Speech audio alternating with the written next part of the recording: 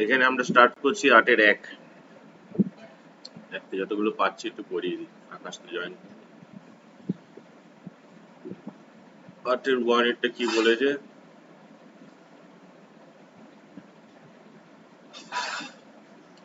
a to the power x is equal to b to the power y is equal to c to the power z। এটা একটা দেওয়া আছে, আরো একটা দেওয়া আছে কি না a b c is equal to 1।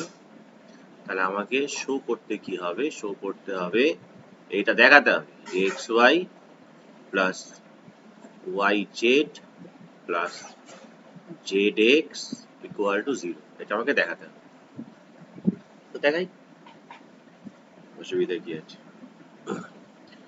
তো প্রথম কথা, এই যে ফার্স্টে যেটা আমাদেরকে দিয়েছে a to the power x is equal to b to the power y is equal to c to the power z, এটা তো বইয়ের অঙ্ক, করিয়ে দেওয়া অঙ্ক, দেওয়ার পারা উচিত ছিল, দেওয়ার চেষ্টাই করেনি। তো প্রথমত ধরি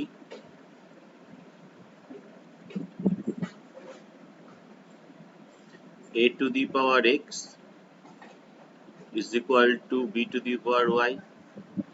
এটা তো সবাই সবার সঙ্গে সমান, মাঝখানে সমান সমান চিহ্ন দেওয়া আছে বলে, তো এদেরকে আমি ধরে নিচ্ছি যে এটা হচ্ছে k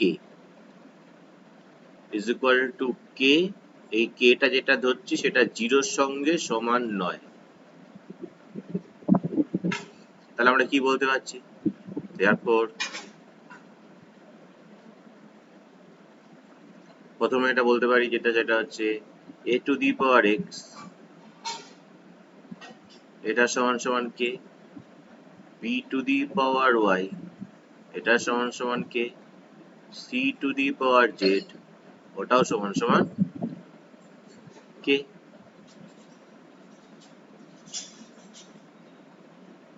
বোঝা গেল? তো এইখান থেকে তাহলে প্রথমটা থেকে সূচকের তত্ত্ব যদি অ্যাপ্লাই করি, এর মান বের করব। তো therefore a is equal to কি লেখা যায় না k এর মাথায়, এদিকে এর মাথায় যে x টা ছিল সেটা ওদিকে গিয়ে কি হবে না হবে হচ্ছে 1/x, এটা আমরা জানি সূচকের তত্ত্ব অনুযায়ী। তারপরে থেকে b is equal to কি হওয়া উচিত k to the power কত হবে দিয়া?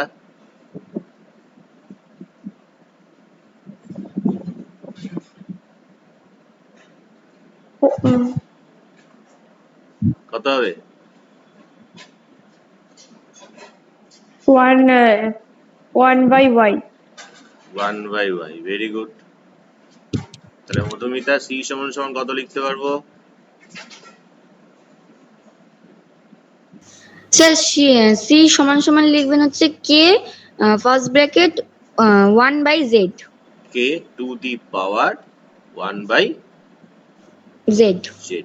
বেশ, তাহলে আমরা কি ফাইন্ড আউট করলাম? এখানে আমরা ফাইন্ড আউট করলাম এর মান, b এর মান এবং c এর মান। আমাকে আরো একটা কন্ডিশন এখানে দিয়েছে, নিশ্চয়ই দেখা যাচ্ছে, শুধু এটা দেয়নি, কমা দিয়ে এখানে আরো একটা বলেছে এবং abc এর ভ্যালু 1। তো লিখি যেটা এখন আবার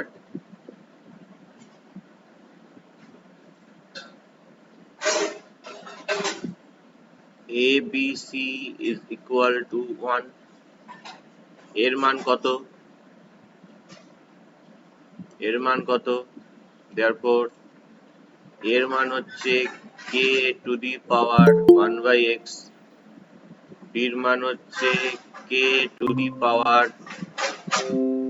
b এর মান হচ্ছে k to the power 1/y, c এর মান হচ্ছে k to the power 1/z is equal to 1। তাহলে এখানে লিখি এগুলো, k to the power এর মাথায় আছে 1/x, এর মাথায় আছে 1/y, এর মাথায় 1/z। সূচক কি বলে? বেস গুলো দেখ প্রত্যেকটা সমান, তাহলে বেস গুলো সমান হলে পাওয়ার গুলো কি হবে? ইকুয়াল হবে।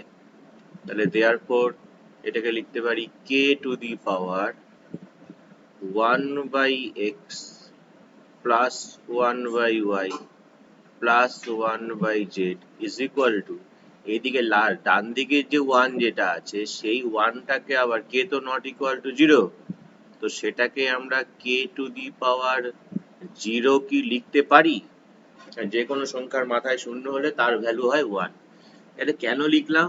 লিখলাম এই কারণে যে বাদিক এবং ডান দিকটাকে বেসটাকে সমান করে দেওয়া। কেন? এতে সুবিধা কি? এতে সুবিধা হচ্ছে এটা যে আমরা একটা সূত্র জানি, যেটা যে সূত্র কি না, সূত্র হচ্ছে এটাই যে যদি a to the power x is equal two a to the power y হয়, যেখানে এটা হচ্ছে ওই মূলদ সংখ্যা যে কোনো, তাহলে আমরা সেখান থেকে বলতে পারি x is equal two y। এটা আমরা জানি।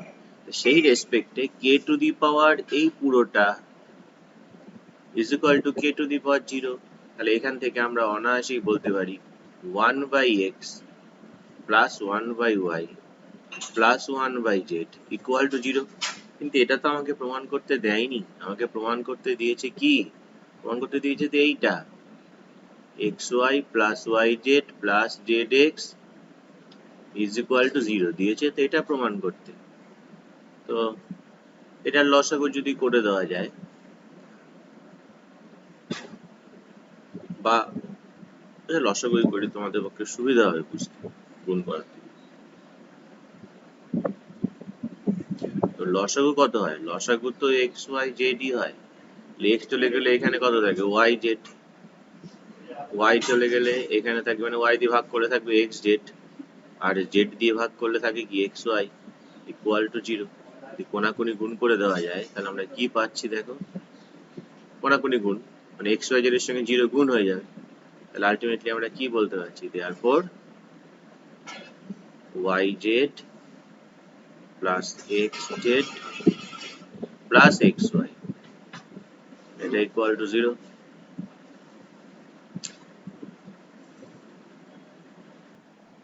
তো সূচকের অঙ্ক যখন আমরা করব, মানে আমার মতে ব্যাপারটা হচ্ছে এরকম যে যত ছোট মৌলিক সংখ্যার গুণের আকারে প্রকাশ করতে পারবে তত ভালো। যেমন এই যে 6 যেটা আছে, এই 6টাকে আমরা কি লিখতে পারি? 6কে আমরা লিখতে পারি দেখো 3 ইন্টু 2। মাথায় কি আছে? মাথায় আমাদের যা আছে লিখে দিলাম আপাতত, 2x প্লাস 4। ডান দিকে তো 3কে তো আর মৌলিক সংখ্যায় তো আছে, 3কে তো আর ভাঙাবার কিছু নেই। একই রকম ভাবে 2কেও ভাঙাবার কিছু নেই। এবার আমরা ঠিক ছোট থেকে দেখো 7, 8 থেকে যখন করে আসছি, তখন এরকম ভাবে করে আসছি না যে এ বি তার হোল স্কোয়ারকে আমরা কি লিখতে পারি আকাশ?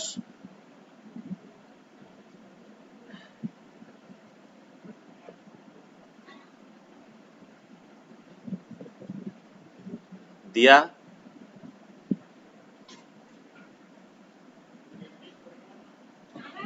a square b square a square B square. তো এইটা যদি লিখতে পারি তাহলে ভেবে দেখো, আমার যদি এ বির মাথায় যা ধরো এক্স থাকলো, তাহলে এটাকে আমরা কি লিখতে পারবো? a to the power x into B to the power x. আমার যদি এ বির মাথায় যদি আম থাকে, তাহলে আমি কি লিখতে পারবো? a to the power m into B to the power m. কি বোঝা যাচ্ছে? তাহলে সিমিলার ওয়েতে এই জিনিসটাকে যে 3 ইন্টু 2 টু দি পাওয়ার এই যে 2x প্লাস 4 আছে, তাহলে এটাকে আমরা কি লিখতে পাচ্ছি?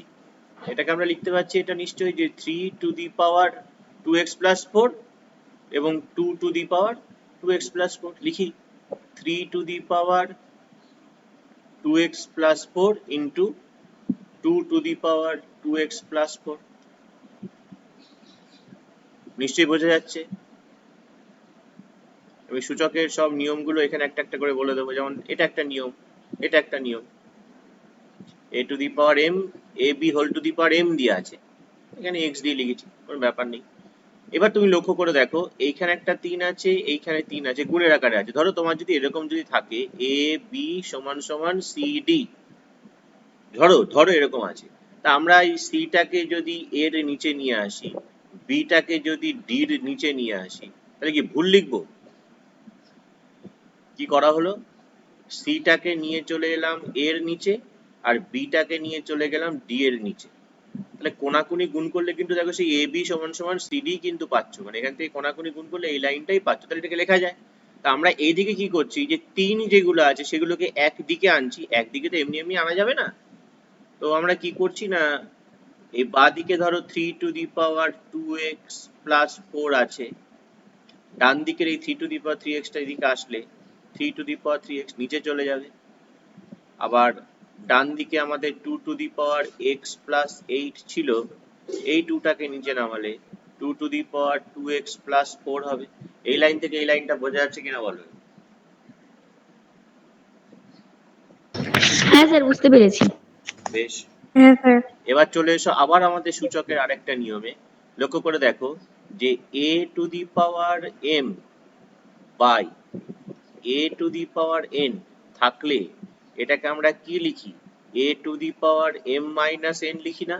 মনে করে দেখো, গুণ থাকলে যোগ হয়, a to the power m এর সঙ্গে যদি a to the power n এই বেসটা সেম, তাহলে পাওয়ার গুলো হয় যোগ, আর যদি ভাগ থাকে তাহলে পাওয়ার গুলো কি হয়, বিয়োগ। এইটাও দুটো সূত্র সূচকের আছে, মনে করে দেখো, এটা একটা আছে এবং এইটা আরেকটা আছে।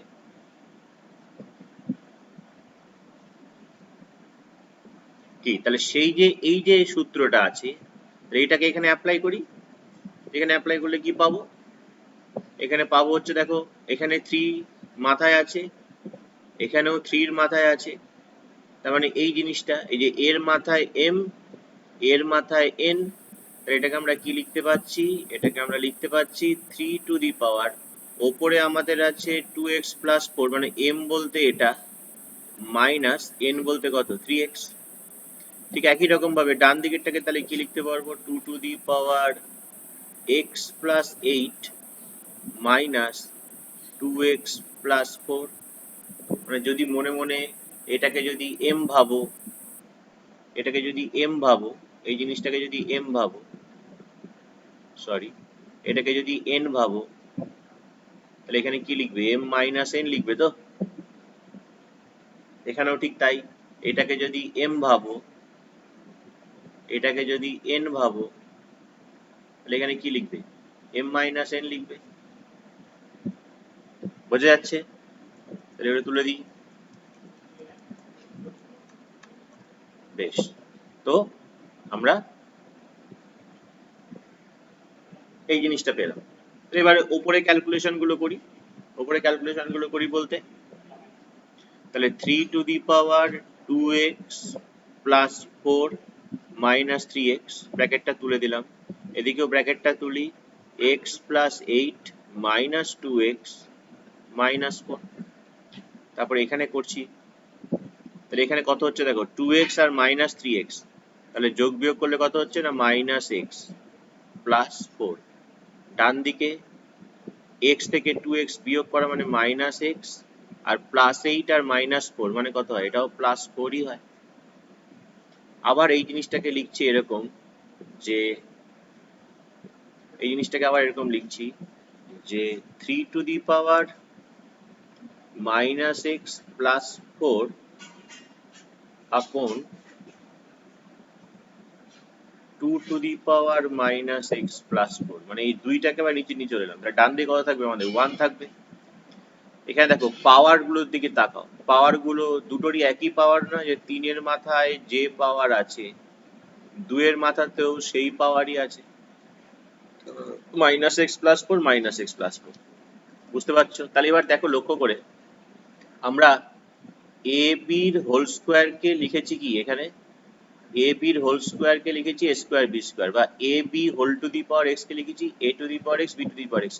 তাহলে কোথাও যদি a to the power x b to the power x থাকে, তাকে কি আমরা এই জিনিসটা লিখতে পারবো না, তাহলে a b whole to the power x নিশ্চয়ই লিখতে পারবো।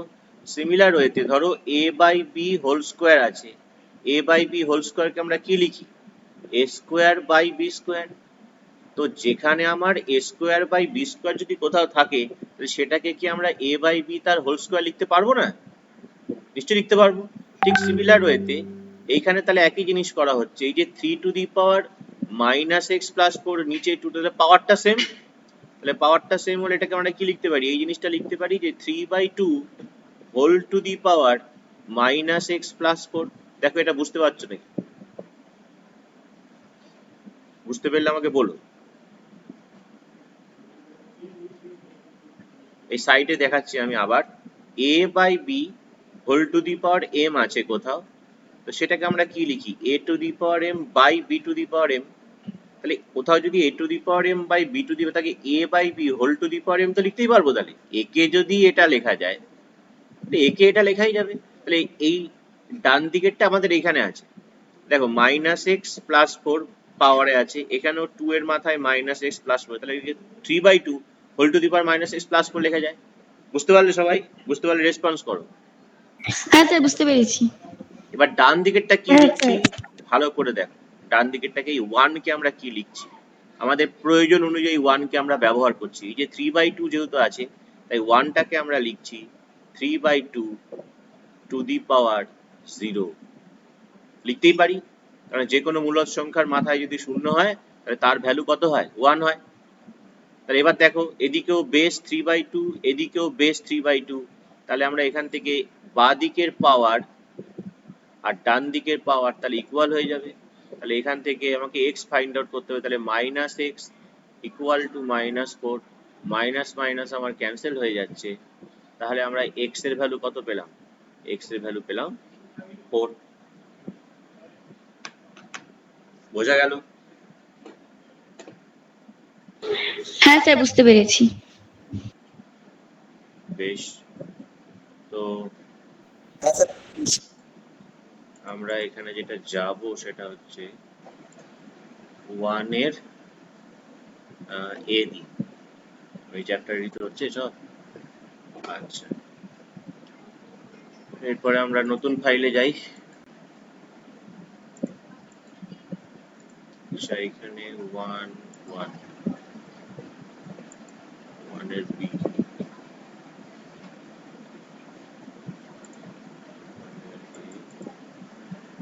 1 এর বি।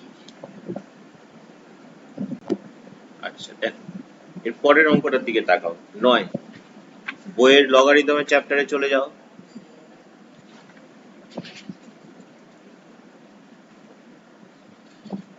দেখো তো খুঁজে পাও নাকি অঙ্কটাকে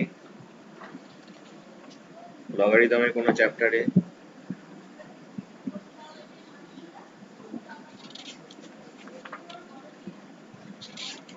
বা এরকম টাইপের কোনো অঙ্ক পাচ্ছ নাকি দেখো। স্যার হ্যাঁ বলো। বলছি 5-এর 3-এরটা 8-এর 9-এর 1-এর মতন। মতো নয়, একই অঙ্ক বোধ। ওই হ্যাঁ, কি অঙ্ক। তাহলে বুঝতে পারছো যে এইটা করা মানে কিন্তু আমাদের বইগুলোকে কি হয়ে যাওয়া, আবার রিভাইজড হয়ে যাওয়া, এগুলো করা মানে। তো আমরা করবো এবার 9 এর 1 আর 2 আমি তুলে নিই। 9 এর 1 আর 2 কে আমি তুলে নিয়ে যাচ্ছি।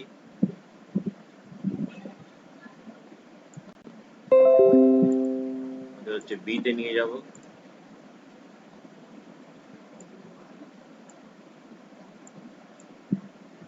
আচ্ছা, তো প্রথমে চলে আসি আমরা 9 এর 1।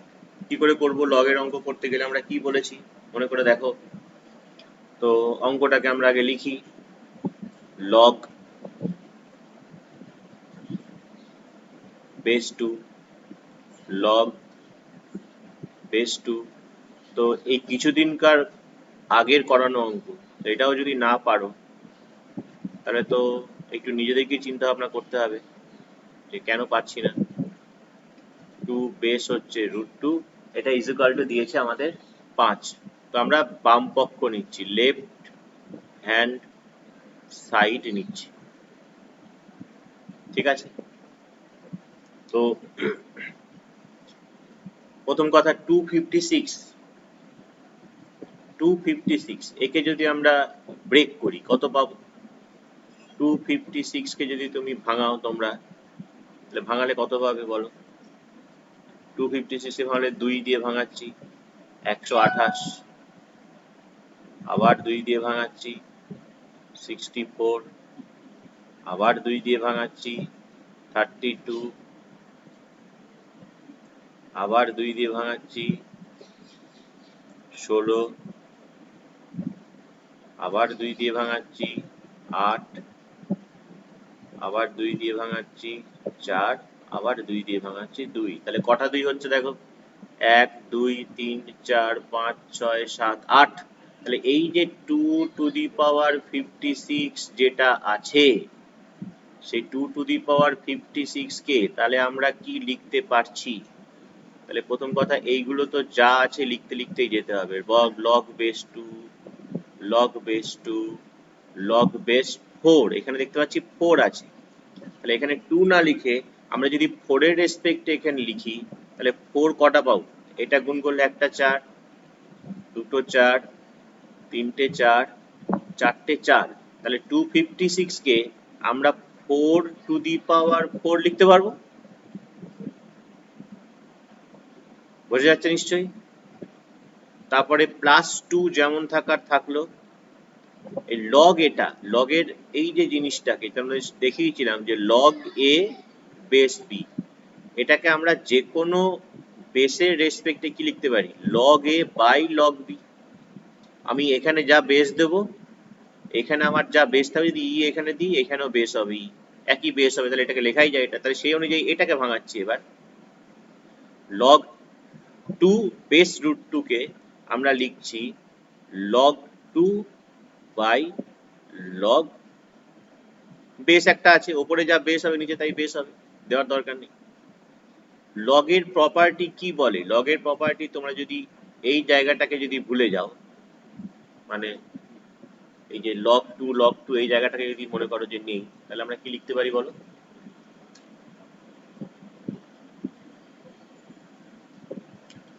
এই যে 4টা আছে, এটা কোথায় আসবে? ঠিক এই জায়গাটা চলে আসবে লগের আগে। গুণের আকারে আমরা জানি মাথায় যদি সি থাকে, সিটা আগে চলে আসে। তো লেখো সেটাকে, লগ বেস 2, লগ বেস 2, ওই যে 4 যেটা এলো, 4টা এইখানে এলো, ইন্টু কত থাকছে? Log 4 base 4। এইখানে আমরা কি লিখতে পারি? 2, ওপরে আমার লগ 2 আছে, এই রুট ওভার 2, রুট ওভার 2 মানে কত? রুট ওভার 2 মানে তো 2 টু দি পাওয়ার হাফ। এইখানটার দিকে তাকাও, লগ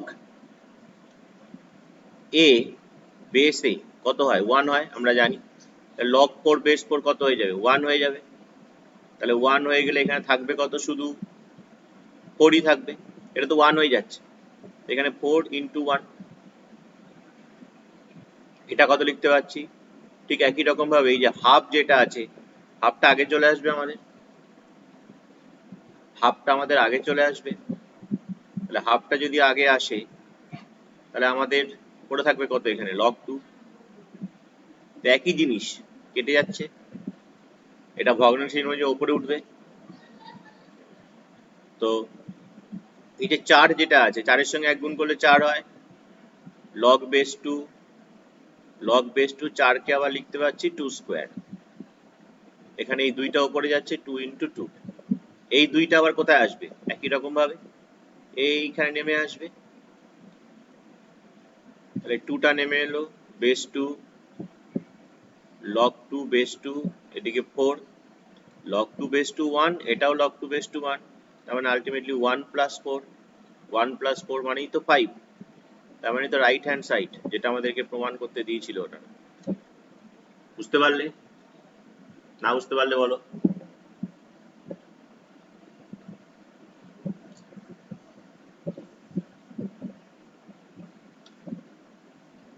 তাহলে পরের অঙ্কটা কত আছে? কিছু বলছো?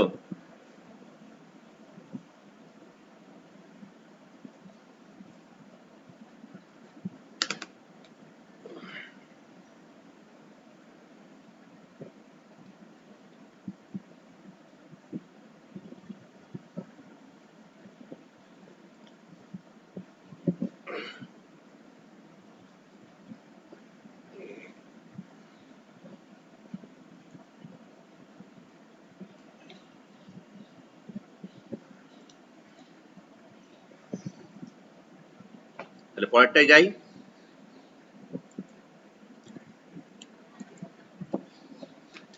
পরেরটা দেখো, বইয়ের কত নম্বর অঙ্ক? 287 পৃষ্ঠা 7 নম্বর। দেখো, পেয়েছো খুঁজে? স্যার এটা পেরেছি। বাকিরা?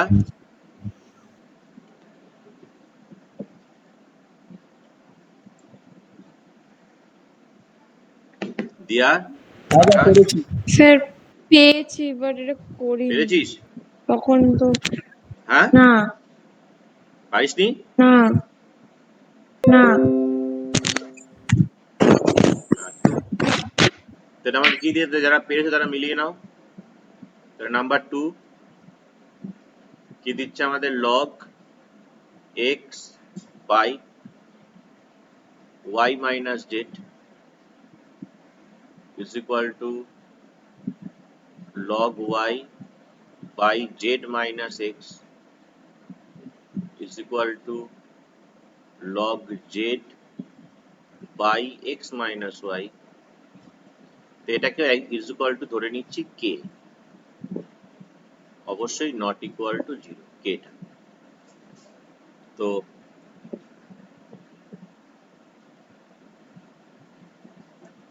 তোমরা কি পাচ্ছি এখান থেকে? দেখো তাহলে ফার্স্ট এরটা যেটা দেওয়া আছে, অর্থাৎ log x by y minus z, এটা is equal to k।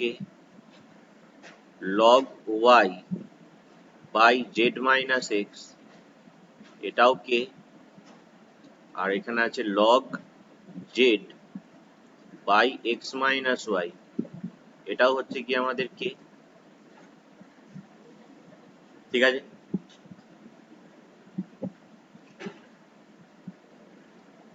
তো প্রথমটা তাহলে কি পাবো? যদি ফার্স্ট এরটা থেকে নিই আমরা, এটা ইজ ইকুয়াল টু কে হলে log x ইকুয়াল টু কত লিখতে পারছি? তাহলে log x equal to k into Y minus Z. তারপরটা থেকে log y is equal to কত লিখতে পারবো? k into Z minus X. আর তারপরটা থেকে log z is equal to কত লিখতে পারবো? k into X minus Y. এইটা বুঝতে অসুবিধা আছে দিয়া? যে জাস্ট এটা গুণ হয়ে যাচ্ছে k এর সঙ্গে, এটাও k এর সঙ্গে গুণ হয়ে যাচ্ছে, এটা k এর সঙ্গে গুণ হয়ে যাচ্ছে।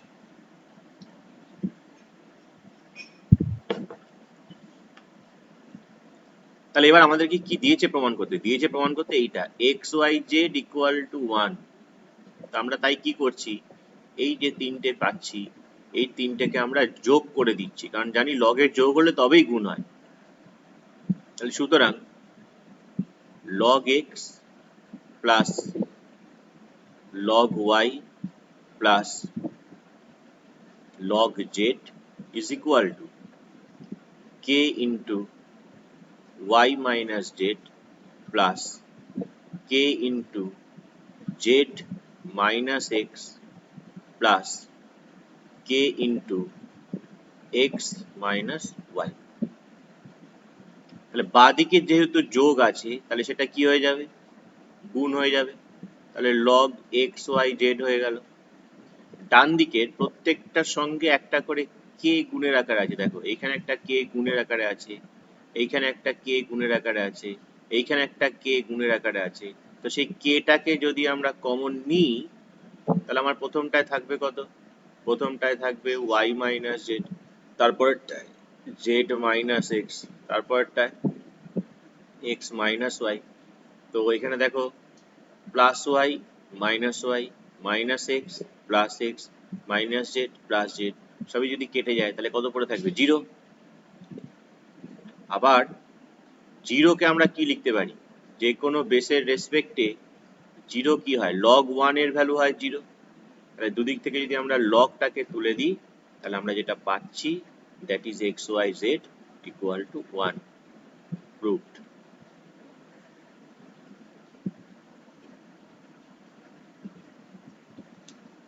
দিয়া বোঝা গেল?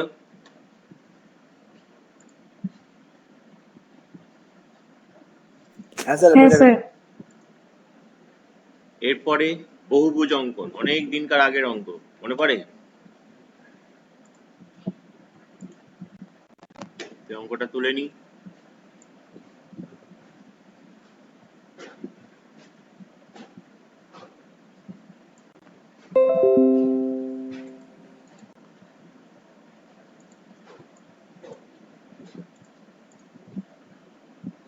তো বলেছে আমাকে পরিসংখ্যার বহুভুজ অঙ্কন করতে। তো পরিসংখ্যা বহুভুজ অঙ্কন করতে গেলে আমাদের কি করে করতে হয় মনে আছে কিনা জানি না আমি। দেখো, প্রথমে আমাকে ছকটা করতে হবে। প্রথমত এই ছকটা যেটা করতে হবে সেটা হচ্ছে আমাদের শ্রেণী।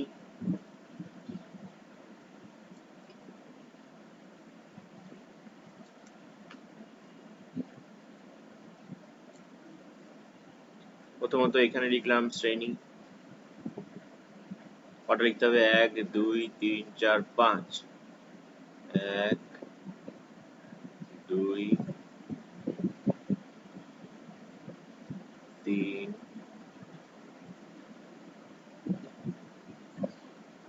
3 4 5। প্রথমে আমরা এখানে লিখছি শ্রেণী। প্রথমে আমরা লিখছি শ্রেণী।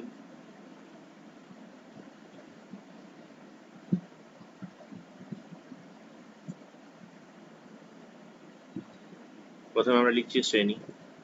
তো শ্রেণীতে আমাদের কি কি দিয়েছে দেখো। শ্রেণীতে আমাদের দিয়েছে হচ্ছে, প্রথমে দিয়েছে 75 থেকে 80। তারপর আমাদের কি দিয়েছে 80 থেকে 85। তারপর আমাদের কি দিয়েছে 85 থেকে 90। তারপর আমাদের কি দিয়েছে 90 থেকে 95। আর সবার লাস্টে দিয়েছে 95 থেকে 100। এরপর আমরা যেটা লিখছি সেটা হচ্ছে এই যেটা পরিসংখ্যা যেটা বলেছে ওরা, পরিসংখ্যা শুধু আমরা এফ দিয়ে ডিনোট করি, তাই শুধু এফ দিয়ে লিখছি পরিসংখ্যা, দাগ টেনে দিলাম। তো পরিসংখ্যাগুলো বসিয়ে দিই। পরিসংখ্যা এখানে দিয়েছে 12, তারপরে দিয়েছে 18, তারপরে দিয়েছে 22, তারপরে দিয়েছে 10, তারপরে দিয়েছে 8। তো এই দুটো ওরা দিয়েছে। আমরা যেটা আরো লিখছি এক্সট্রা করে সেটা হচ্ছে মধ্যমান, কারণ পরিসংখ্যা বহুভুজ আঁকতে গেলে আমাকে মধ্যমানকে নিতে হবে।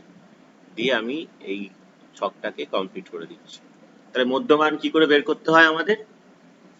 মধ্যমান বের করতে হয় নিম্ন পরিসীমা তার সঙ্গে উচ্চ পরিসীমা, উচ্চ সীমা, নিম্ন সীমার সঙ্গে উচ্চ সীমা যোগ করে তাকে 2 দিয়ে ভাগ। মনে পড়ছে নাকি দেখো? তো এটা যোগ করলে কত হয় বলো? এটা যোগ করলে হচ্ছে 155। তাকে যদি 2 দিয়ে ভাগ করি, 7 দুগুণে 14, 7 দুগুণে 14, 5 দুগুণে 10।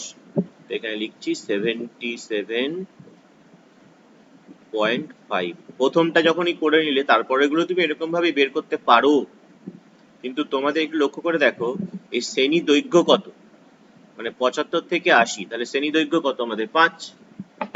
এটা তুমি 5 5 করে বাড়িয়ে যাও। 77 এর সঙ্গে 5 যোগ করলে কত হয়? 77 এর সঙ্গে 5 যোগ করলে হচ্ছে তোমার 82। এটা হবে 82.5। যদি তোমাদের সন্দেহ হয় 80 আর 85 যোগ করে থাকে 2 দিয়ে ভাগ করে দেখো, এটা পাবে। তারপর এটার সঙ্গে আবার 5 যোগ করো, 87.5। আবার 5 যোগ করো, 92.5।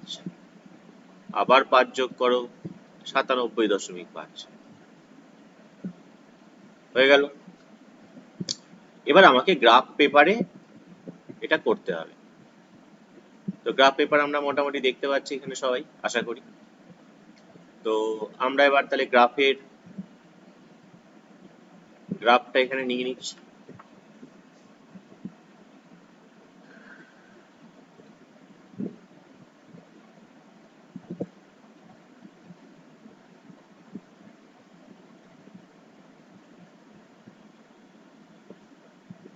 এটা হচ্ছে আমাদের গ্রাফ। এটা হচ্ছে আমাদের এক্স অক্ষ, এটা হচ্ছে আমাদের ওয়াই অক্ষ, এটা আমাদের মূল বিন্দু, এটা হচ্ছে আমাদের এক্স ড্যাশড, এটা হচ্ছে আমাদের ওয়াই ড্যাশ। এটা আমরা জানি গ্রাফিক্যালি যখন করতে যাচ্ছি, কিন্তু আমাকে শুরু করতে হচ্ছে কোথায়? 77.5।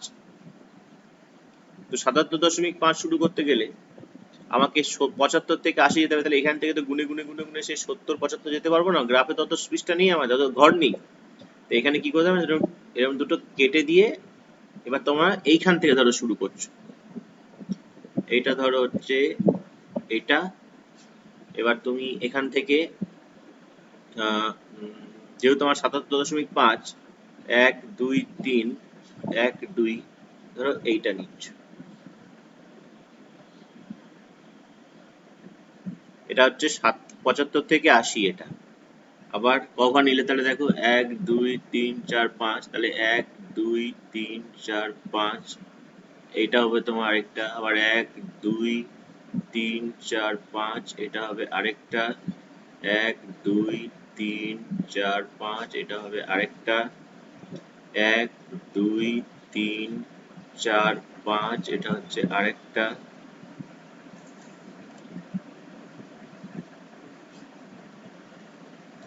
1 2 3 4 5, 1 2 3 4 5।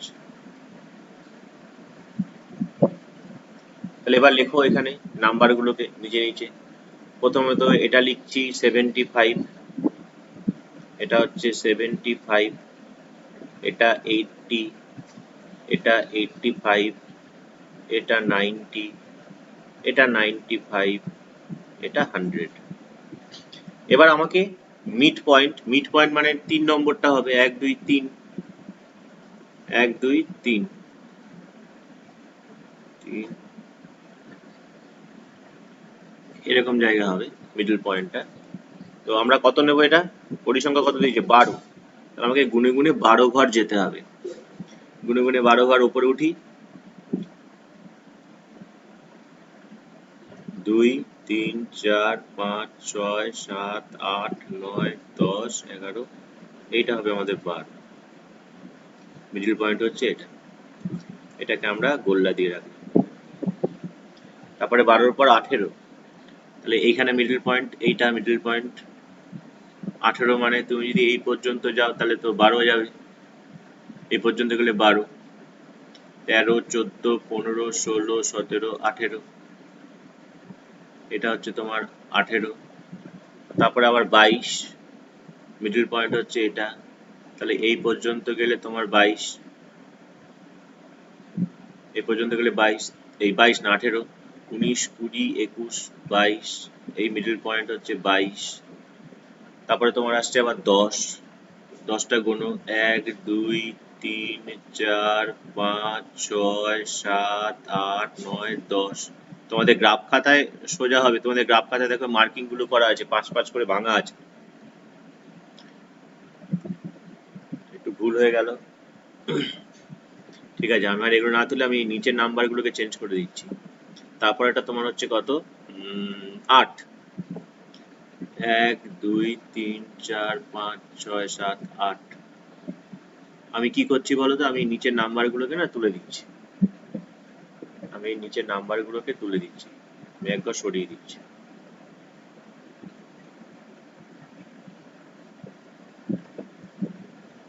আমি ওই ফার্স্টেরটা এক ঘর সরিয়ে দিয়েছি ভুল করে।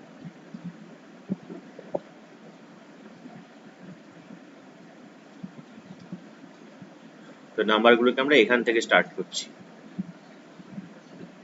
এটা হচ্ছে আমি ধরছি 75, এটা 75, 80, 85, 90, 95 আর 100। তো এবার আমাদের কি কাজ? এবার আমাদের কাজ হচ্ছে এগুলোকে যোগ করা। কোথা থেকে যোগ করব? আমরা প্রথমত এই যে কোনো একটা থেকে, ধরো এইখান থেকে শুরু করলাম, এই পয়েন্টটা কাট করে দিলাম, এটা হলো একটা। তারপর আবার এই পয়েন্ট থেকে এই পয়েন্টটা যোগ করব, দুটো। তারপরে এই পয়েন্ট থেকে এই পয়েন্টটা যোগ করব, তিনটে। তারপরে এইখান থেকে এটা যোগ করব, চারটে। তারপরে এখান থেকে এটা যোগ করব, পাঁচটা। দিয়ে এটাকে আমরা এখানে যে কোনো একটার সঙ্গে মিলিয়ে দেবো। তাহলে এই হয়ে গেল আমাদের বহুভুজ, এই হয়ে গেল আমাদের পরিসংখ্যা বহুভুজ। কেন বহুভুজ হয়ে গেল? তার কারণ দেখো যে আমি যদি এই ভেতরটাকে যদি একটা কালার দিই তাহলে তোমরা হয়তো ফিল করতে পারবে ব্যাপারটা। এই দেখো এই যে হলুদ যে জায়গাটা, এটা কটা বাহু, যদি নাম দাও এদের, যদি এদের নাম দাও ধরো তোমাদের বোঝার সুবিধার্থে, তাহলে বহুভুজ তো। ধরো এটা হচ্ছে এ, এটা বি, এটা সি, এটা ডি, এটা ই, এটা এফ, এটা জি। তাহলে এই যে বহুভুজটার নাম কি তাহলে তার বলতে পারো? বহুভুজটার নাম বলতে পারো তুমি A G F E D C B A. তাহলে A G F E D C B A. তাহলে এই হয়েছে তোমার পরিসংখ্যা বহুভুজটা। বহুভুজ মানে অনেকগুলো বাহু আছে। বুঝতে পারলে সবাই? হ্যাঁ স্যার। হ্যাঁ স্যার। সেভ করে দিই।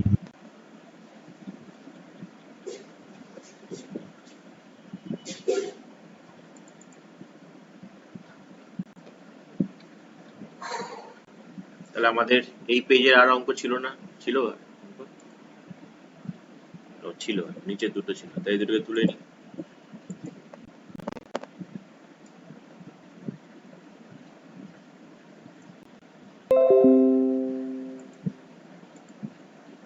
নতুন ফাইলে চলে গেলাম আমরা।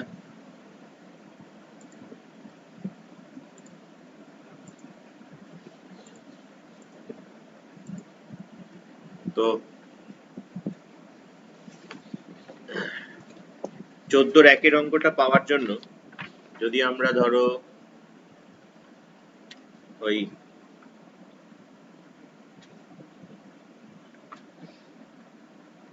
অন্তর্বিভক্ত আর বহির্বিভক্ত চ্যাপ্টারে যদি যাই, 269 পৃষ্ঠায় যাও, দেখো 269 পৃষ্ঠার 6 নম্বরের অঙ্কটা দেখো, এটা দিয়েছে। দেখো 269 পৃষ্ঠার 6 আর এইখানকার 1, দেখো একই অঙ্ক। দেখো, দেখে নিয়ে তারপর আমাকে বলো হ্যাঁ না না।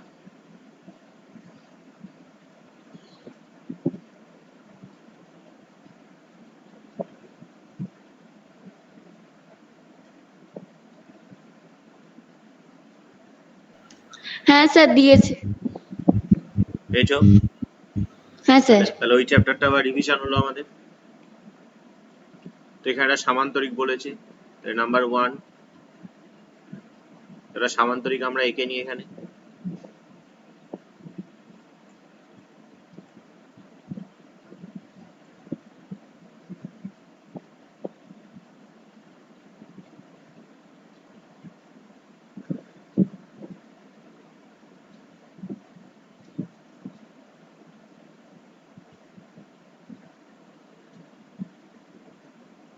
এটা একটা সামান্তরিক আমাদের। সামান্তরিকে কি বলেছে? 3 2 6 3 xy 6 5 বিন্দুগুলি পরস্পর যুক্ত করার ফলে, এটা পরস্পর না হয় এটা পরপর হবে, পরপর যুক্ত করার ফলে একটা সামান্তরিক গঠিত হবে। তাহলে লিখি বিন্দুগুলো এখানে।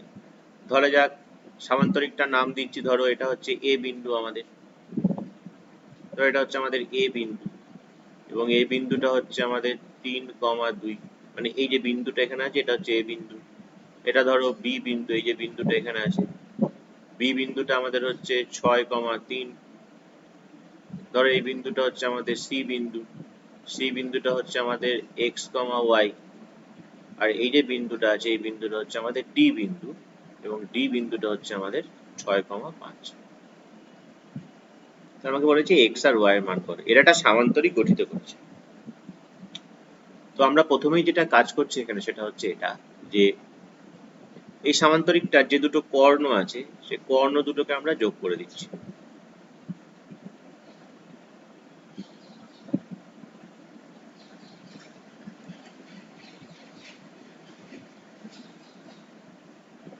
তো আমরা কি জানি যে সামান্তরিকের কর্ণ দুটি পরস্পরকে সমদ্বিখণ্ডিত করে।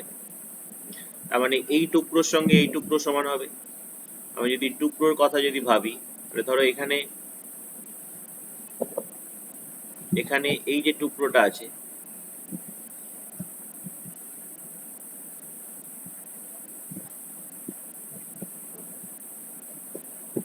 এই যে টুকরোটা আছে, এই টুকরোটা যদি আলাদা করো, এই টুকরোটার সঙ্গে এই দিকের টুকরোটা ইকুয়াল হবে। এই টুকরোটার সঙ্গে এই টুকরোটা ইকুয়াল। অর্থাৎ যদি এটার নাম দাও, ধরো এ বি সি ডি হয়েছে, ধরো এটা যদি ও নাম দাও, তাহলে ও এর সঙ্গে ও সি সমান, ও ডির সঙ্গে ও বি সমান, মানে ওটা হচ্ছে এই দুটোর মধ্যবিন্দু। তাহলে সেই মধ্যবিন্দুর কনসেপশন দিয়ে আমাকে কাজটা করতে হবে। আমরা প্রথমত এখানে বের করি যে এসি কর্ণের মধ্যবিন্দুর স্থানাঙ্ক।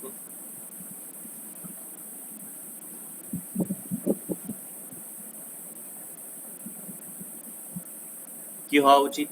মধ্যবিন্দুর স্থানাঙ্কের সূত্র কি? x1 মানে এটা হচ্ছে x1 আমাদের plus x2 by 2 comma y1 plus y2 by, তাহলে এসি কর্ণের মধ্যবিন্দু স্থানাঙ্ক এটা পেলাম। ঠিক একই রকম ভাবে তুমি যদি বিডি কর্ণের মধ্যবিন্দু বের করো, বিডি কর্ণের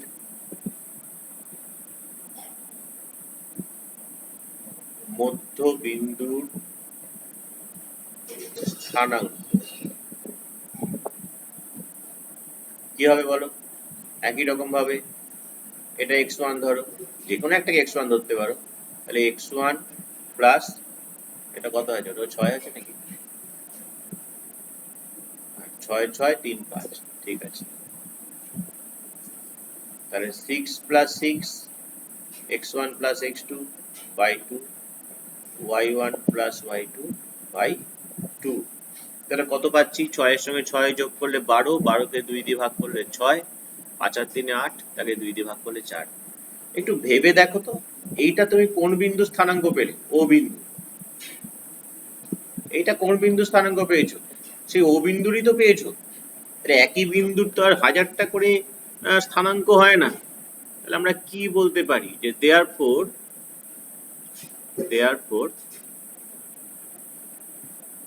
এই 3 প্লাস এক্স বাই 2 এটা সমান সমান কত? এটা সমান সমান 6। এটা একটা লিখবো, এবং একটু নিচে লিখি, এবং 2 প্লাস ওয়াই বাই 2 এটা সমান সমান কত? 4। আগে এটা বুঝতে পারছো নাকি? দেখ, এখানে যেটা ভুজ এখানকার ভুজের সঙ্গে সমান হবে, এখানকার যেটা কোটি এখানকার কোটির সঙ্গে সমান হবে। এবার এখান থেকে আমরা বের করি, এটাকে কোণাকুণি গুণ করলে কত পাওয়া যায় বলো? 3 প্লাস এক্স ইকুয়াল টু 12। তাহলে আমাকে এক্স এর মান বের করতে হবে, তাহলে এক্স ইকুয়াল টু 12 মাইনাস 3। তাহলে এক্স এর মান কত পেয়ে গেলাম? 9। এখানে কোণাকুণি গুণ করো, 2 প্লাস ওয়াই ইকুয়াল টু 8। তাহলে y is equal two 8 minus 2। তাহলে y এর মান কত পেয়ে যাচ্ছে? 6। আমাকে তো x আর y এর মানই বের করতে বলেছিল ওরা। আমরা x এর মান পেলাম 9 আর y এর মান পেলাম 6। বোঝা গেল?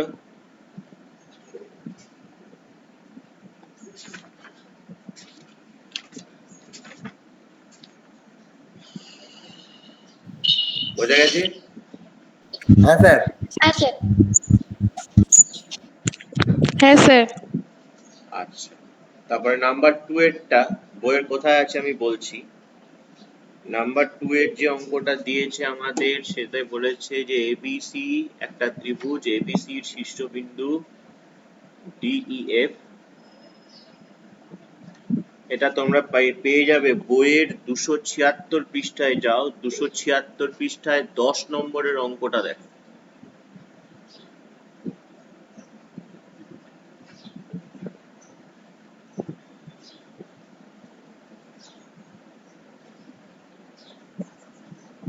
পেয়েছো খুঁজে? হ্যাঁ স্যার, পেয়েছি। তো আঁকা যাক। এখানে একটা ত্রিভুজ আঁকছি আমরা। নাম্বার 2 একটা ত্রিভুজ আঁকছি।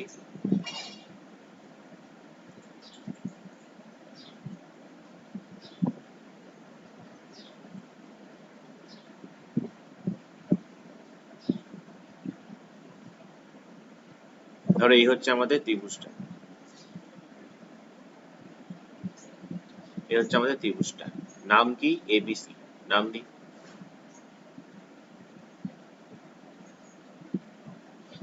এই ত্রিভুজটার শীর্ষবিন্দুগুলো দিয়ে দিয়েছে আমাদের, কি দিয়েছে? এ বলেছে -1 5, বি কত বলেছে 3, 1, সি কত বলেছে 5, 7, আর কি বলেছে? আর বলেছে যে এই যে ডিইএফ সেটা বিসি, বিসির একটা মধ্যবিন্দু আছে একদম ঠিক মিডল পয়েন্ট। বিসির মধ্যবিন্দু কে হবে? না বিসির মধ্যবিন্দু হচ্ছে ডি। সি এর মধ্যবিন্দু কে হবে? না সি এর ঠিক মধ্যবিন্দু হবে হচ্ছে ই। এবির মধ্যবিন্দু কে হবে? না এবির মধ্যবিন্দু হচ্ছে এফ। তাহলে ডিইএফ ত্রিভুজে, তাহলে এই ত্রিভুজটাকে এবার কমপ্লিট করে দিই। ডিইএফ ত্রিভুজ, ডিইএফ,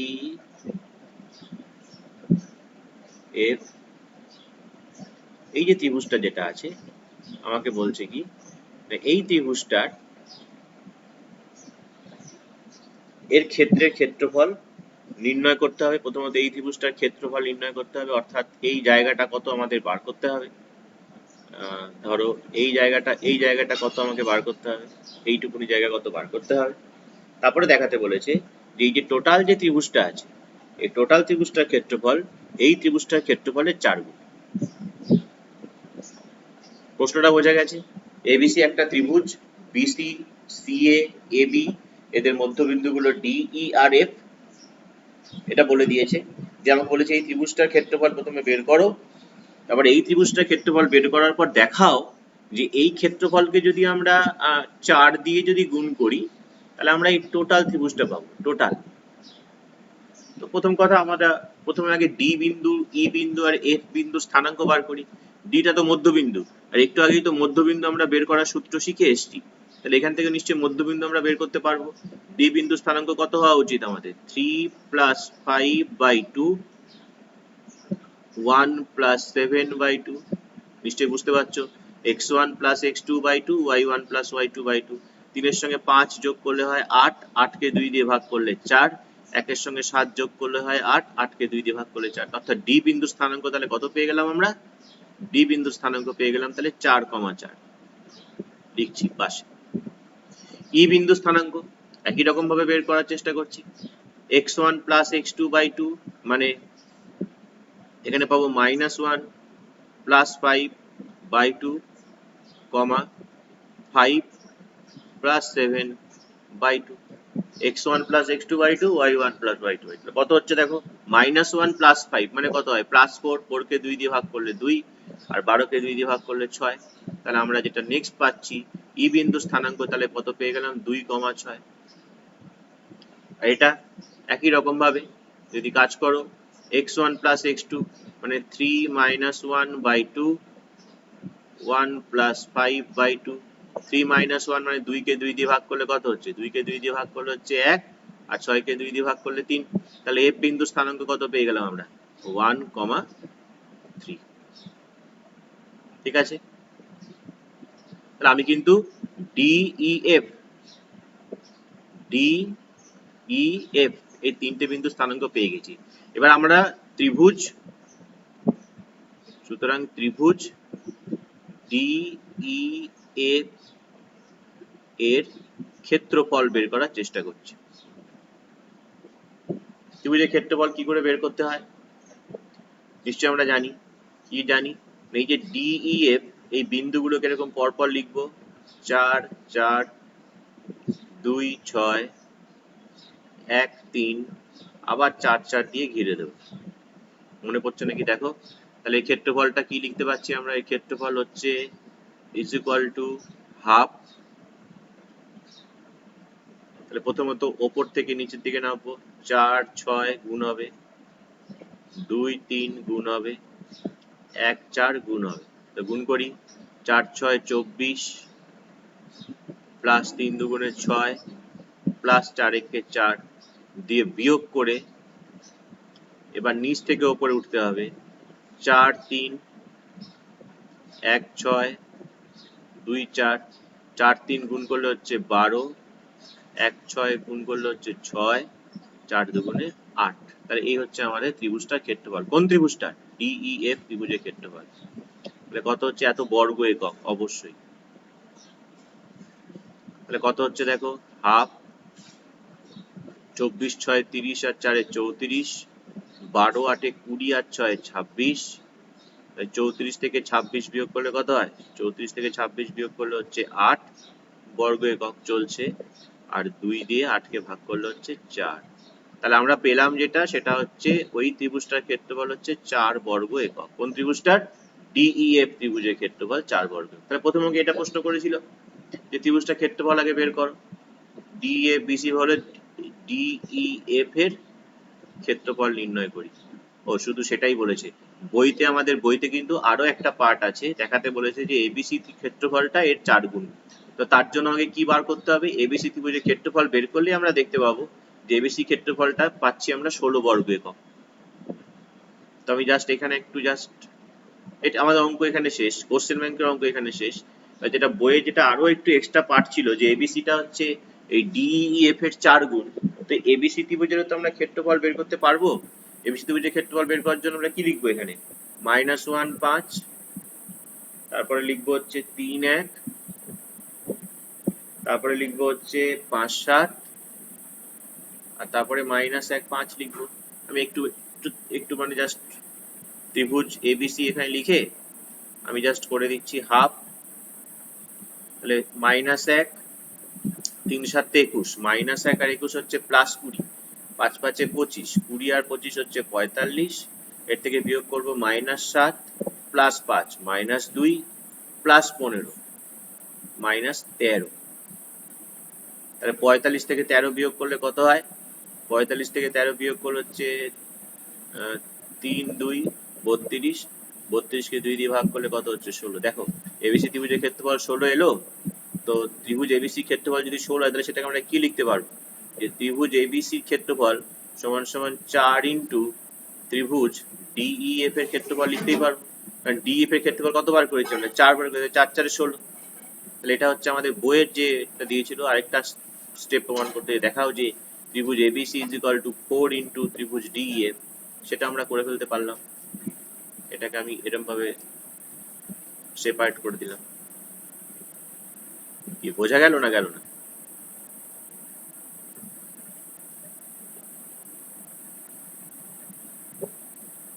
বোঝা গেল? বুঝতে পেরেছি স্যার।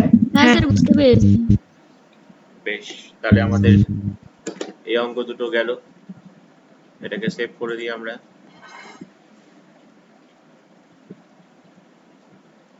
এটা হচ্ছে আমাদের সি গেল, ডি হবে।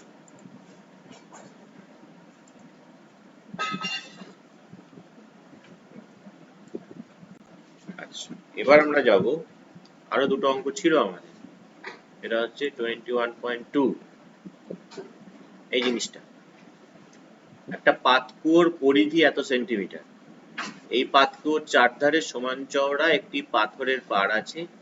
যদি বেদ সমেত পাতকুয়োর পরিধি এত সেন্টিমিটার হয়, তাহলে পাথরের পাড় কত চওড়া হবে? দেখো পাতকুয়োটা এই জিনিসটা নাকি, পাতকুয়ো বলতে আমরা তো এটাকেই তো বোঝাই।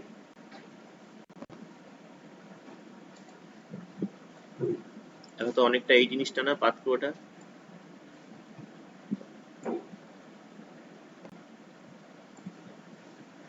এরকম জিনিস না পাতকুয়োটা অনেকটা?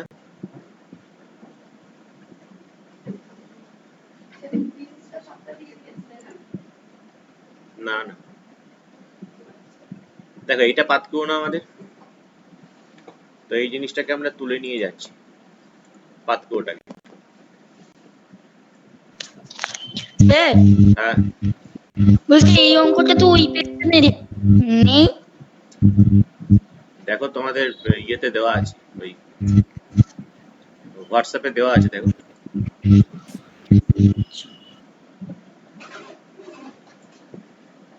ওই পেজের পরে দেখো আরেকটা ছবি আছে, এই যে এই পেজটার পরে আরেকটা ছবি পাঠানো হয়েছে। তারপরে তোমাদের আগের দিনকার পিডিএফটা পাঠিয়েছিলাম।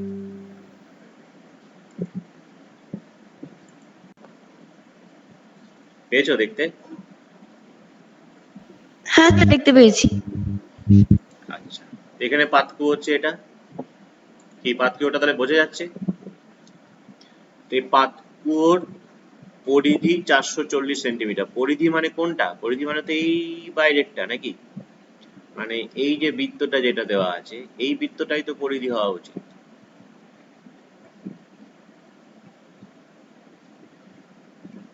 এইটা তো এটাই তো পরিধিটা হওয়া উচিত। এদিকে ধরো, এদিকে যাচ্ছে, এদিকে যাচ্ছে, এই এটা তো পরিধি। এবার এই পরিধি বলছে নাকি এই ভেতরেরটা বলছে, সেটা দেখো ডিপেন্ড করবে তার পরেরটা পড়লে। পরিধি বলতে এটাও বুঝতে পারি, পরিধি বলতে কিন্তু এইটাকেও বুঝতে পারি আমরা, ভেতরের দিকেরটা, এই ভেতরেরটাকেও কিন্তু পরিধি আমরা বুঝতে পারি। এটাও কিন্তু আমার পরিধি, কি তাই তো? এবার কোনটা বলছে সেটা ডিপেন্ড করছে দেখো তার পরে। যে চার ধারে, তাহলে পরিধিটা মানে এই জিনিসটাকে বলে, মানে ভেতরেরটাকে বলেছে আমাদের, বাইরেরটাকে বলেনি। তো আমরা চেঞ্জ করে দিই, আমরা জাস্ট ভেতরেরটার পরিধিটাই নিই। আমাদেরকে এইটা বলেছে পরিধিটা।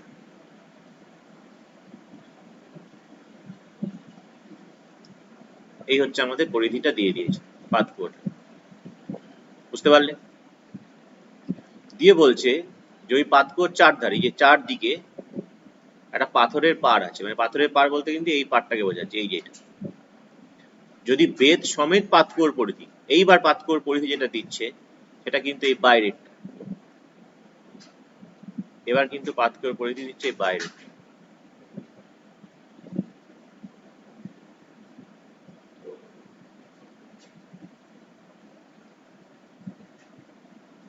এই বাইরে, এই বাইরেটার পরিধি কত বলেছে? 616 সেন্টিমিটার। তাহলে বলেছে এই পাটটা কতটা চওড়া, মানে এই যে এইটুকুনি কত সেটা আমাকে বার করতে হবে, বা এইটুকুনি কত সেটা বার করতে হবে। প্রশ্ন বোঝা যাচ্ছে না? যাচ্ছে না? প্রশ্ন বোঝা যাচ্ছে আকাশ? তাহলে এইটাকে এরকম পাতকুয়ো ছেড়ে দিয়ে যদি আমরা শুধু আঁকি, পাতকুয়ো ছেড়ে দিয়ে, তাহলে আমাদের ছবিটা এরকম হবে না? এইটা ধরো পাতকুয়োর ভেতরেরটা, এইটা ধরো পাতকুয়োর বাইরেরটা। ওপর থেকে যদি দেখো তুমি, এইটা আমার পাতকুয়ো, তার ভেতরের দিকের পরিধি দিয়েছে, তার বাইরের দিকের পরিধি দিয়েছে, দিয়ে আমাকে বলেছে যে এই চওড়াটা কত হয় সেটা বার করো, এইটা কত হয়, এই সবুজ জায়গাটা কত হয় সেটা বার করো। এটা বার করতে গেলে আমাকে প্রথমে যেটা দেখতে পাচ্ছি আমি, সেটা হচ্ছে এই যে কেন্দ্র, কেন্দ্র থেকে তার, এটা হচ্ছে ভেতরের দিকের ব্যাসার্ধ, আর কেন্দ্র থেকে এইটা হচ্ছে তার বাইরের দিকে ব্যাসার্ধ। হলুদ পরিধি হলুদ ব্যাসার্ধ, লাল পরিধি লাল ব্যাসার্ধ। এই ব্যাসার্ধগুলোকে আমাকে ধরতে হবে। তো আমরা ধরে নিই হচ্ছে এই হলুদটা হচ্ছে, হলুদ দিয়ে লিখছি, এটা হচ্ছে ওয়াই সেন্টিমিটার, লালটাকে লাল দিয়ে লিখছি এক্স সেন্টিমিটার। বুঝতে পারছো নিশ্চয়ই? তাহলে পাতকুয়োটাকে রাখার দরকার আছে আমাদের? পাতকুয়োর থেকে যেটা নেওয়ার সেটা আমরা নিয়েছি, ওপরের এই অংশটা আমরা নিয়ে নিয়েছি। পাতকুয়োটা মুছে দেবো হ্যাঁ স্যার। না থাকবে? থাকুক নাকি, পরবর্তীকালে বুঝতে সুবিধা হবে। বেশ, ঠিক তো আছে। আমরা এবার এটা বের করি যে লালটা আমার কত, 440 সেন্টিমিটার বলেছে। তাহলে আমরা পরিধির সূত্র কি জানি? আমরা পরিধির সূত্র জানি, তাহলে লিখে দিলাম। এটা কি লিখলাম? যে ধরি, কি ধরি না, ওই পাতকুয়োর ব্যাসার্ধ,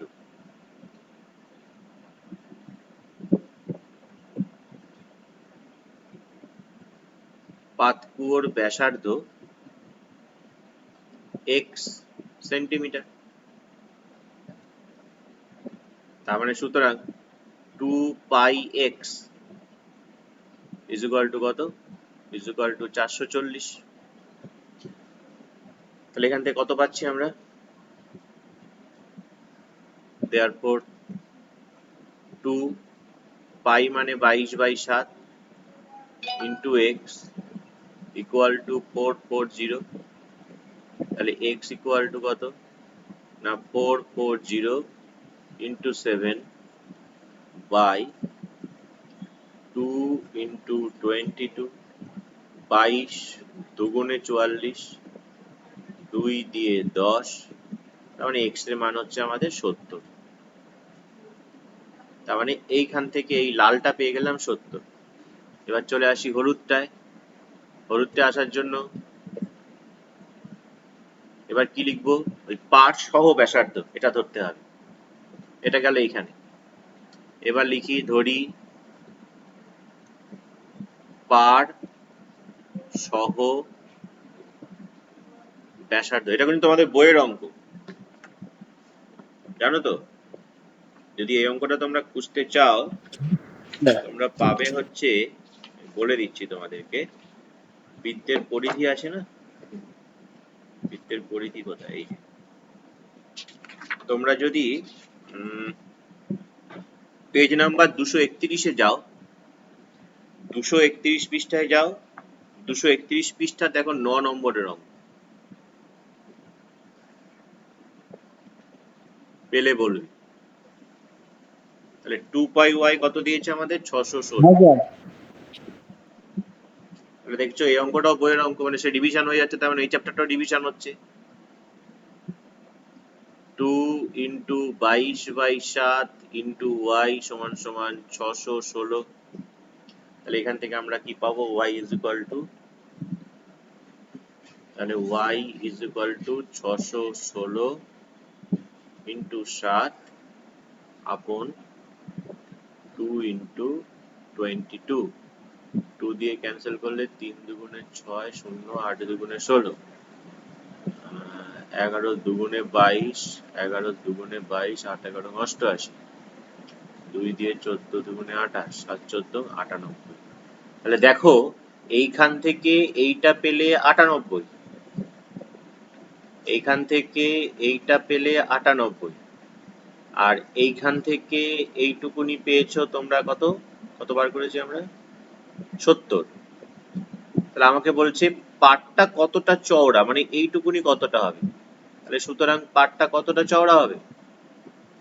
সুতরাং পাটটি 98 থেকে 70 বাদ দেব, এত সেন্টিমিটার চওড়া, তার মানে 28 সেন্টিমিটার চওড়া। বোঝা গেল? হ্যাঁ স্যার। এটা তো স্টেপ আছেই। এই পেজে কি আমাদের পরের অঙ্কটা হবে? একটা সমবাহু ত্রিভুজের পরিবৃত্তের ক্ষেত্রফল দিয়েছে, ত্রিভুজটার প্রতিটা বাহুর দৈর্ঘ্য বের করতে বলেছে। আমরা পরের পেজেই যাই, অঙ্কটাকে তুলে নিই।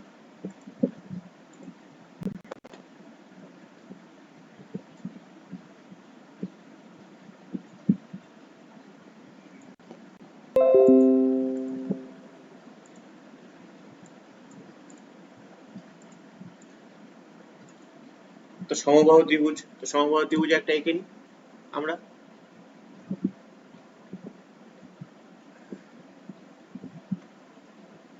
সমবাহু ত্রিভুজ, প্রত্যেকটা বাহুর দৈর্ঘ্য সমান মনে হচ্ছে? মনে হচ্ছে। পরিবৃত্ত, পরিবৃত্ত মানে একে চারদিক দিয়ে ঘিরে যে বৃত্তটা হচ্ছে, মানে এই বৃত্তটা, যেটার ওই শীর্ষবিন্দুগুলো সব আমাদের টাচ করবে, যেটার শীর্ষবিন্দুগুলো আমাদের টাচ করবে।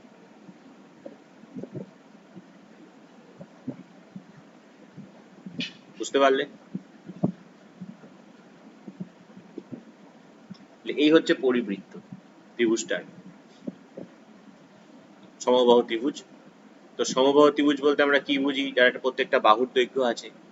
তো আমরা ধরে নিচ্ছি যে এই ত্রিভুজটা বাহুর দৈর্ঘ্য হচ্ছে কি a সেন্টিমিটার, আর এই পরিবৃত্তের ক্ষেত্রফল, তাহলে বৃত্তের ক্ষেত্রফল। তো এটাকেও যদি আমরা বইয়ে খুঁজি তাহলেও পাবো, আমি দেখাচ্ছি, দাঁড়াও।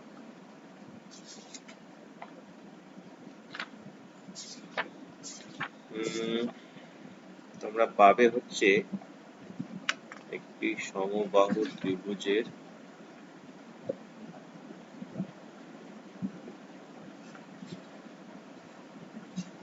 দেখো পেজ নাম্বার 261-তে যাও,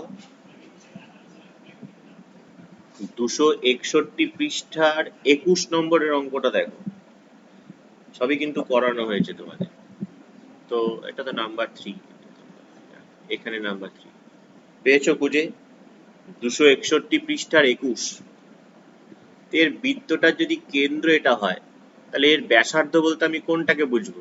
এই কোণ থেকে এইটা হচ্ছে ব্যাসার্ধ, এই কোণ থেকে এটা হচ্ছে ব্যাসার্ধ, এই কোণ থেকে এটা হচ্ছে ব্যাসার্ধ, এগুলো সবকটাই ব্যাসার্ধ কার? ওই বৃত্তটার ব্যাসার্ধ। তো বৃত্তটার ব্যাসার্ধ যদি আমরা 8 সেন্টিমিটার ধরে নিই, যদি ব্যাসার্ধ হয়, পেয়েছো খুঁজে? হ্যাঁ স্যার পেয়েছি। বেশ, তাহলে বৃত্তটার ব্যাসার্ধ যদি 8 সেন্টিমিটার, ক্ষেত্রফল বলেছে কত? 462। বৃত্তের ক্ষেত্রফলের সূত্র কি? বৃত্তের ক্ষেত্রফলের সূত্র হচ্ছে পাই আর স্কোয়ার, এবং এটা সমান সমান কত আমাদের? 462, বা পাই মানে কত? পাই মানে 22/7 ইন্টু আর স্কোয়ার সমান সমান হচ্ছে কি আমাদের 462, বা আর স্কোয়ার সমান সমান কত হবে বলো? 462 ইন্টু 7/22, 11 দুগুণে 22, 4 11 44, 11 দুগুণে 22। এবার 2 দিয়ে যদি কাটি আমরা, 2 দিয়ে কাটলে পাবো হচ্ছে, 2 দিয়ে 42 কে কাটলে পাবো হচ্ছে 21। তাহলে আমাকে আর এর মান বের করতে হবে। তাহলে আর ইজ ইকুয়াল টু √21 গুণ 7। √21 কে ভাঙলে আমরা পাই 7 গুণ 3, আর গুণ 7 একটা ছিল, এই দুটো 7, রুটের বাইরে একটা 7 চলে আসবে, আর রুটের ভেতরে 3টা থেকে যাবে। তাহলে বৃত্তটার ব্যাসার্ধ হচ্ছে 7√3 সেন্টিমিটার। আমাকে বৃত্তটার ব্যাসার্ধ চেয়েছে, ব্যাসার্ধ চাইনি তো, বলছে যে প্রতিটা বাহুর দৈর্ঘ্য কত। এবার যেটা আমরা করছি এটা তোমাদের একটুখানি বাইরে, ওই সমবিন্দু সংক্রান্ত উপপাদ্য আমরা সব কমপ্লিট করতে পারিনি বলে আমাদের একটুখানি কনসেপশনটা আমরা এটা টেনে দিলাম। সমবাহু ত্রিভুজের মধ্যমা, লম্ব বা উচ্চতা সেটা এক জিনিসই হয়, তো আমরা এইটুকুনি জানি। তাহলে পুরোটা আমাকে বের করতে হবে। তাহলে পুরোটা বের করতে গেলে আমরা লিখছি যে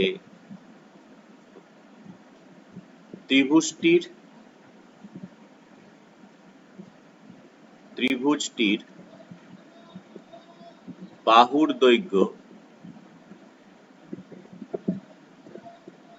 a সেন্টিমিটার। তাহলে সমবাহু ত্রিভুজের উচ্চতার সূত্র আমরা কি জানি? √3/2 ইন্টু বাহু। তাহলে সুতরাং পরিবৃত্তের ব্যাসার্ধ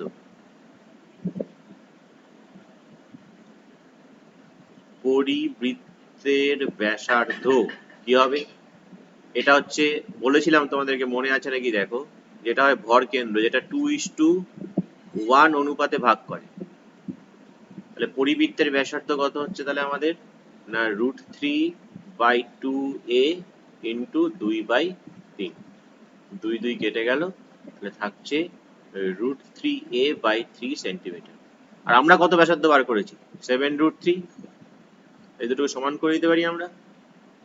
সুতরাং √3a/3 ইজ ইকুয়াল টু 7√3। আমাকে তো এর মান বার করতে হবে, তাহলে এর সমান সমান আমরা কি লিখবো? এই 3টা উপরে যাবে, 7√3 ইন্টু a বাই √3, √3 ক্যান্সেল হয়ে গেল, তাহলে 21 সেন্টিমিটার। বোঝা গেল? আচ্ছা, সমবিন্দু সংক্রান্ত উপপাদ্য আমাদের কতটা হয়েছিল? কটা হয়েছিল? দুটো হয়েছিল বোধহয়, না? ওই ত্রিভুজের শীর্ষবিন্দু থেকে বিপরীত বাহুর উপর লম্ব টানলে তারা সমবিন্দু হয়, এইটুকুনি আমরা পড়েছিলাম,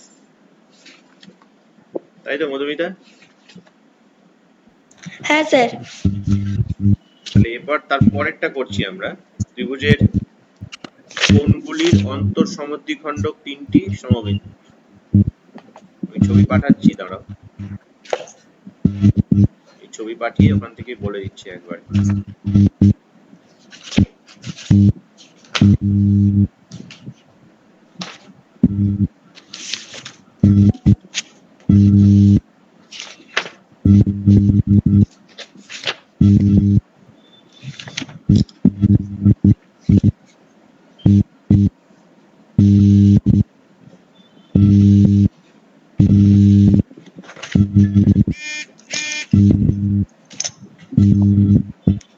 দেখো আমরা এখানে যদি যাই, এখানে আছে একটা উপপাদ্য, এই উপপাদ্যটাকে আমরা তুলে নিচ্ছি।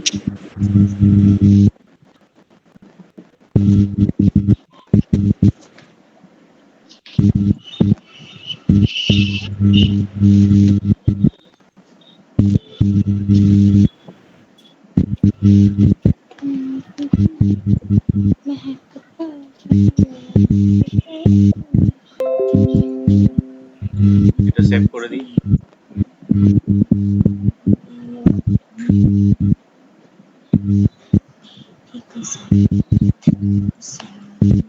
এটা একটু ওয়ে করে দিই। আচ্ছা, পরের পেজে যাই।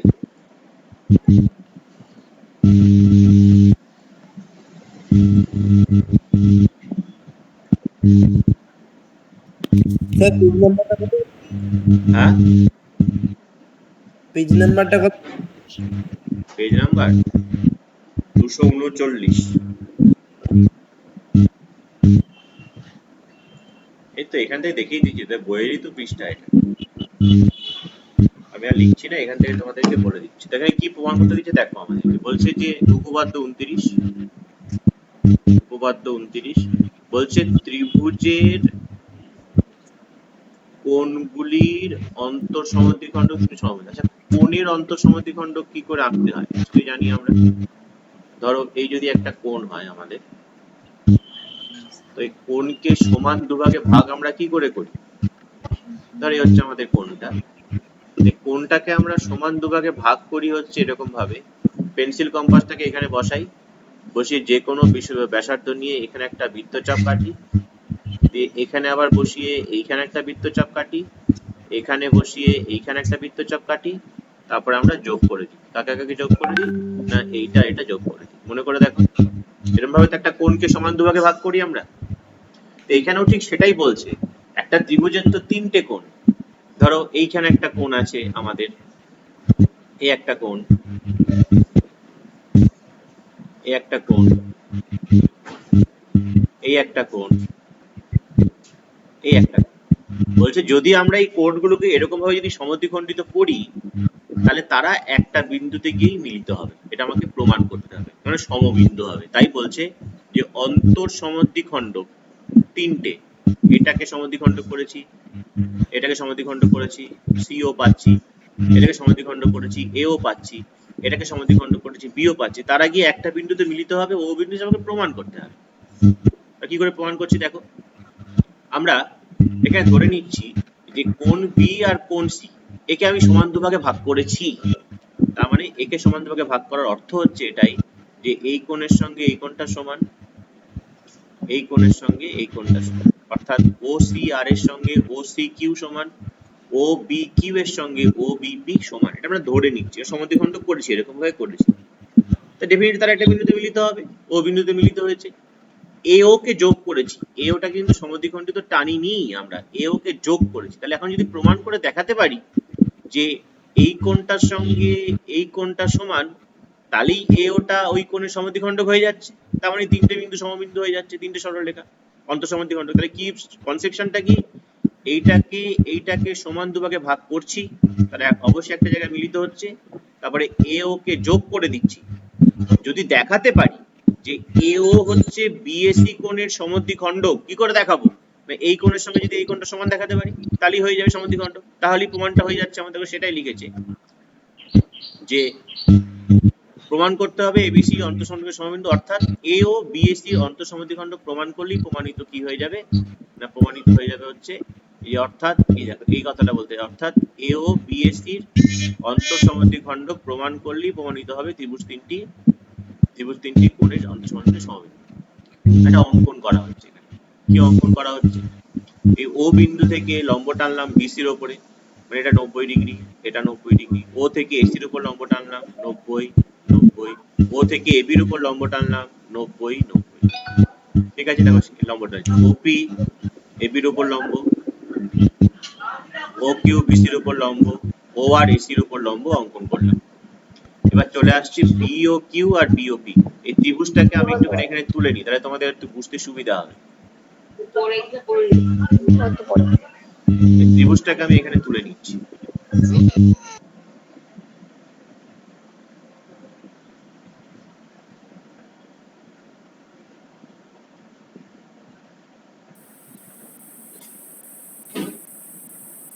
নাম হচ্ছে এবিসি ত্রিভুজটার। এবার এই দুটোর অন্তঃসমদ্বিখণ্ডক আঁকা হয়েছে আমাদের।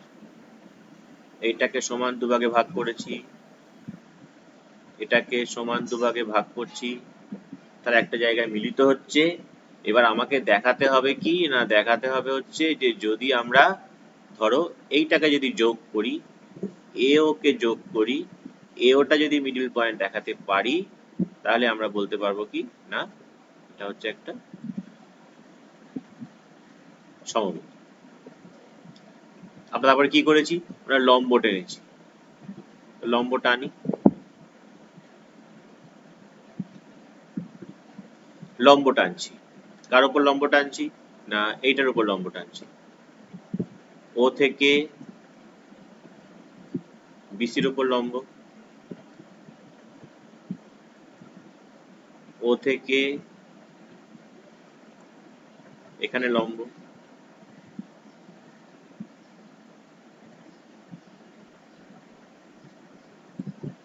আর এখান থেকে এটার উপর লম্ব। তিনটে লম্ব আমরা টেনেছি।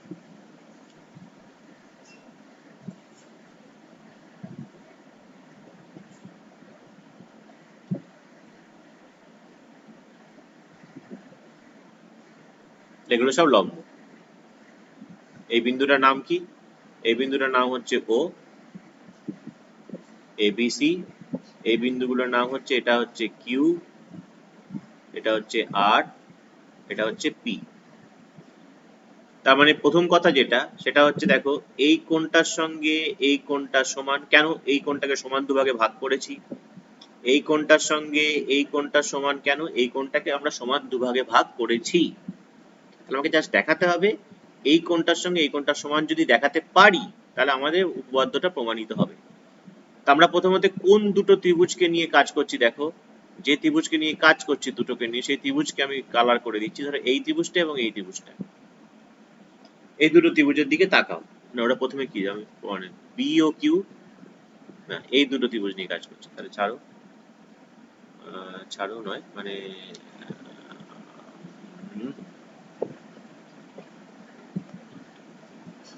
এই কালারটা দেখি,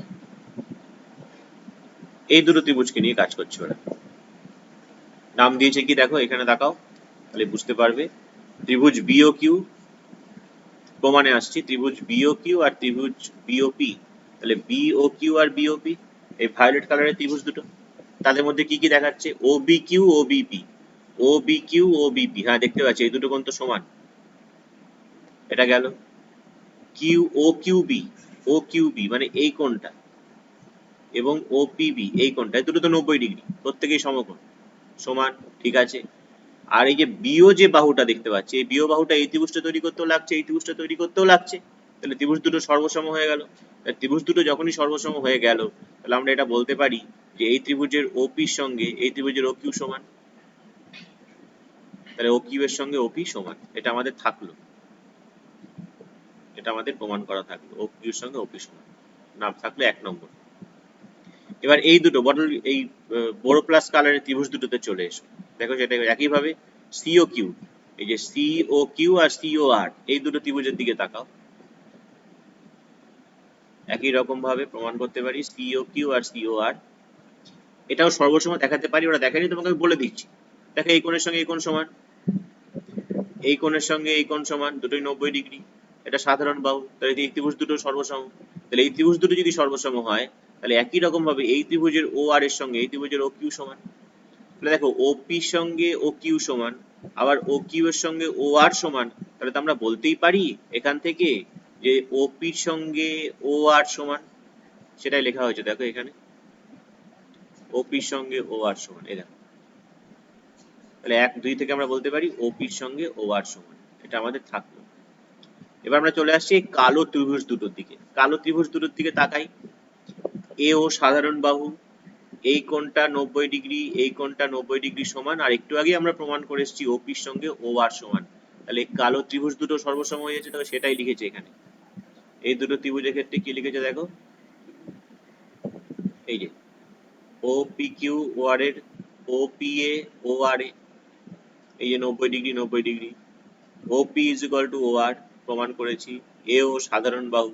তাহলে এই ত্রিভুজ দুটো সর্বসম হয়ে যাচ্ছে, কালো ত্রিভুজ দুটো যখন কালো ত্রিভুজ দুটো সর্বসম হয়ে যাচ্ছে, আমরা অনায়াসে বলতেই পারি যে আমার এই কোণটার সঙ্গে আমার এই কোণটা সমান। তো এই কোণটার সঙ্গে এই কোণটা সমান মানেটা কি? তাহলে এ ও বি এ সির অন্তঃসমদ্বিখণ্ডক ছাড়া তো সম্ভব নয়।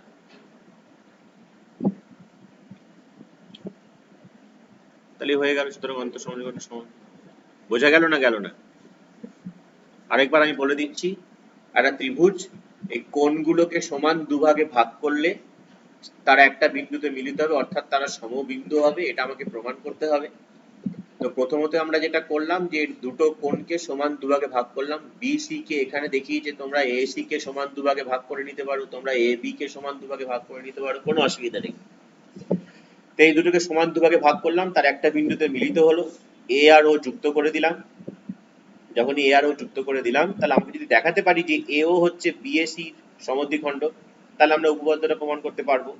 এবার আমরা এই দুটো ত্রিভুজের দিকে তাকাচ্ছি, দুটো ত্রিভুজ সর্বসম প্রমাণ করার জন্য যা যা দরকার তাই তাই দেখাতে পেরেছি। দুটো করে কোণ, একটা করে বাহু, তাহলে ওপির সঙ্গে ও কিউ সমান, সর্বসম যেহেতু। আবার এই বড় প্লাস কালারের ত্রিভুজ দুটোর দিকে যদি দেখতে পাচ্ছি যে এরাও সর্বসম, দুটো করে কোণ, একটা করে বাহু সমান দেখাতে পেরেছি। তাহলে এদের ক্ষেত্রে ও আর এর সঙ্গে ও কিউ সমান, তাহলে ওপির সঙ্গে ও আর সমান। এই যে ওপির সঙ্গে ও আর কে সমান দেখানোর জন্য আমরা এই দুটো ত্রিভুজকে সর্বসম দেখিয়ে নিলাম। এবার কালো ত্রিভুজ দুটো দিকে তাকাই, সর্বসম দেখাতে গেলে আমরা কি দেখতে পাচ্ছি যে এটা 90 ডিগ্রি 90 ডিগ্রি লম্ব টেনেছিলাম, ও এ হচ্ছে সাধারণ বাহু, আর একটু আগে প্রমাণ করে এসেছি ওপির সঙ্গে ও আর সমান। তাহলে কালো ত্রিভুজ দুটো সর্বসম হয়ে গেল। তাহলে কালো ত্রিভুজ দুটো সর্বসম হওয়া মানে এই কোণটার সঙ্গে এই কোণটা সমান, তার মানে এও হচ্ছে বিএসি সমদ্বিখণ্ড। তার মানে উপপাদ্যটা প্রমাণিত হয়ে গেল আমাদের। আজকের ক্লাস আমি এখানেই শেষ করছি।